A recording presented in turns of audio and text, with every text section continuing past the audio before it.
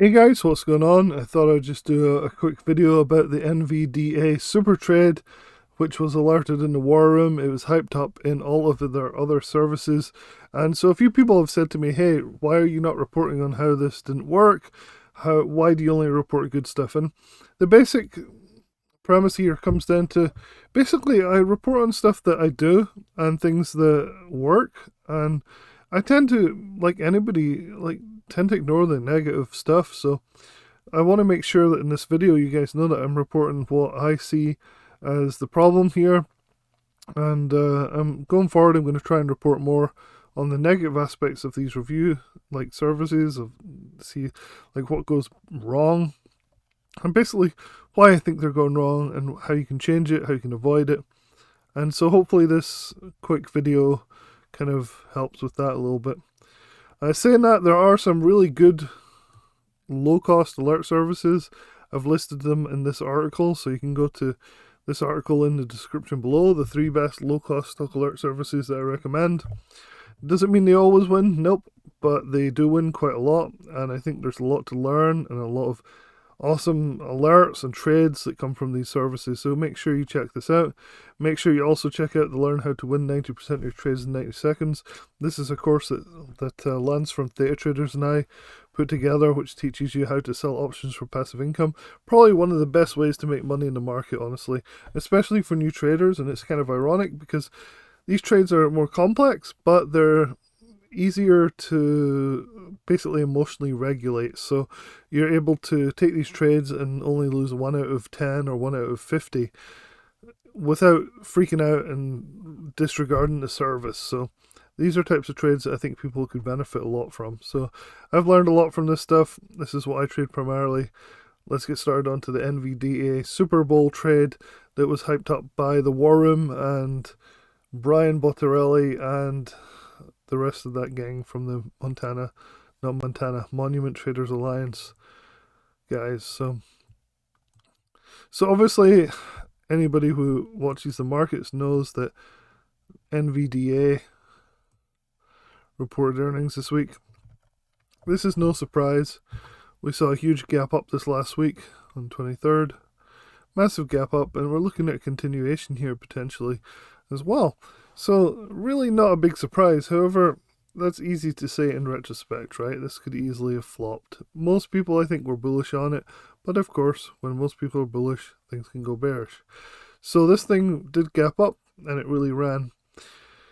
And so the problem here comes that the NVDA Super Trade in the War Room, which is a $2,000 service. Again, the article that I'm linking in the description basically avoids services that are $19.97 or $2,500 because sometimes there's just too much going on and often it doesn't pay off. I'm not saying the War Room is bad. I'm a member of the War Room. I'm going to be a member for as long as I can imagine, and I like it. However, I do think Brian Bottarelli got this wrong. I think there was a couple of issues here, and I'm going to talk about those in this video. And so the first thing to remember is that when he alerts the NVDA super trade, there's basically an issue here in that we are doing a strangle trade. So let me just talk about this first line. Here's the rundown of the NVDA super trade. Instead of paying excess premiums on NVDA, we're going to look at a two-sided trade on the QQQs. So the triple Qs. The benefits are clear. First off, the premiums are far cheaper. True. Second, a small 2 to 3% move on the Qs could possibly get us an overnight double. Also true. A third, the NVDA makes up a large percent of the QQs, which means that a big move on NVDA, higher or lower, will impact the movement of tomorrow's Qs. Here's a look at the holdings. So, they show the holdings. Here's the problem for me, the first problem at least, is NVDA is only 6%. It's not a huge portion of the Qs. So people that were basically lured into this trade, and I mean that in the best possible way, I don't mean that in some sort of sleazy way, but with all that, I believe that trading the Qs offers us a secret backdoor benefit from a sizable move in NVDA. Now, you really can't complain. Like the NVDA made a sizable move. It went from 940 to $1,040. Big move. The problem is the Qs didn't move that much. They didn't move 3%. They moved 0.9% or something, which wasn't enough to give us profit. So if we look at the Qs on the same day, so QQQ, and we go to here, this was the 23rd, so we had a move up, but it wasn't huge. Let me just check the days here.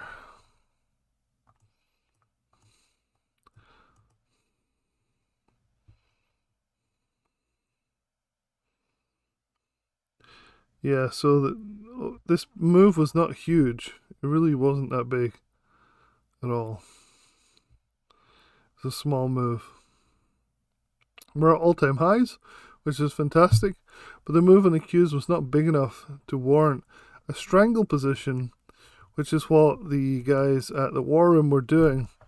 And so I shared this trade with my group, and unfortunately it just didn't work out. So the overnight traders says buy the QQQ May 24th, 455 calls and 453 puts. I got out of this break even at the market open, so I immediately sold my calls because they were up, which is fantastic. That was great. Then the puts started to come into play because the market started to tank, which was great, and so I was able to make a couple of dollars profit. Nothing amazing or exciting in any way, but at least I wasn't at a loss. Potentially a small loss with commissions, but still nothing to worry about whatsoever. However, I do think there's a couple of points worth talking about here. Is first of all, they overestimated the move in the Qs. I don't know why, but they did. They overestimated NVDA's input on the Qs. And second of all, this buy-side strangle strategy just doesn't seem to work.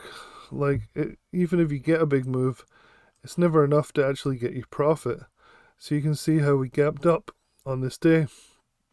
I got out up here, and then of course it tanked, and then maybe people would have got a little bit of extra on the next day. But overall, the QQQs didn't move the way that they expected. Is that their fault? Maybe. Is it just an issue with the strategy? Maybe. It's hard to say. But I wanted just to make a video here which shows, like, sometimes these expensive services where they make you pay, you know, $2,000, $2,500 might not be the best way to go. They basically did a promotion which really backfired on them, which was this idea that you had to get this War Room subscription for $2,000 or $2,500 in order to get this special NVDA trade. I understand marketing, it was a good idea, but it also backfired because people thought they were getting the actual trade on the webinar and they weren't. They were getting kind of the rough idea, which is also kind of understandable. So I like to give these guys the benefit of the doubt. I interviewed Brian Bottarelli personally a few months ago, and he was a great guy, really honest, really transparent. But he did kind of mess up on this, and he did issue a policy, like an apology, inside the members chat. So I don't know if this is still obvious. Let's just kind of see if we can find it. It might be gone by now. Zoom up. Maybe notifications. Announcements, maybe. Yeah, so this was Karim's. Karim's an amazing trader. And he basically did try and make an apology about this. And said, hey, you know, we tried our best. This didn't work out. Sorry for all this sort of nonsense that followed.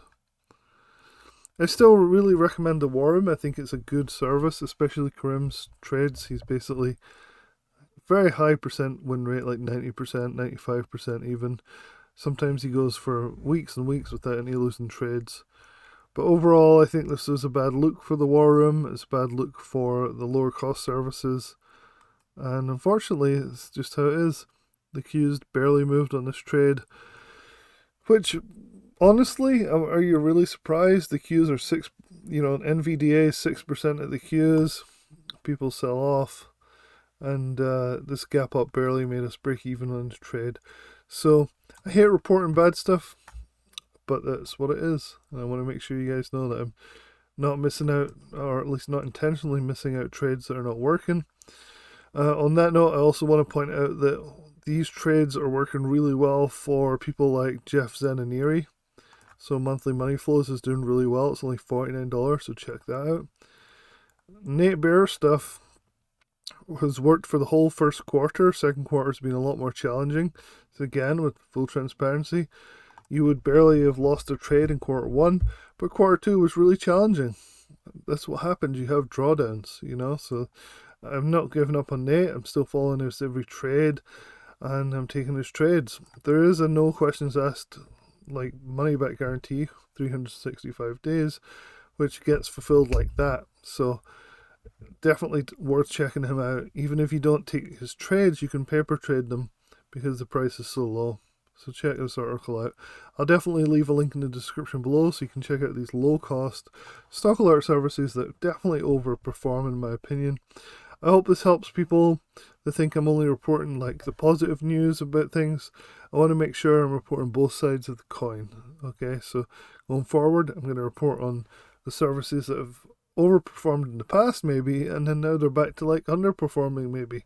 And so that'll help people like understand that I'm not just here to tell you about the services that work really, really well. I want to make sure that you have the full story. Alright, hopefully that's helpful. Enjoy your Memorial Day weekend, and I'll talk to you guys soon.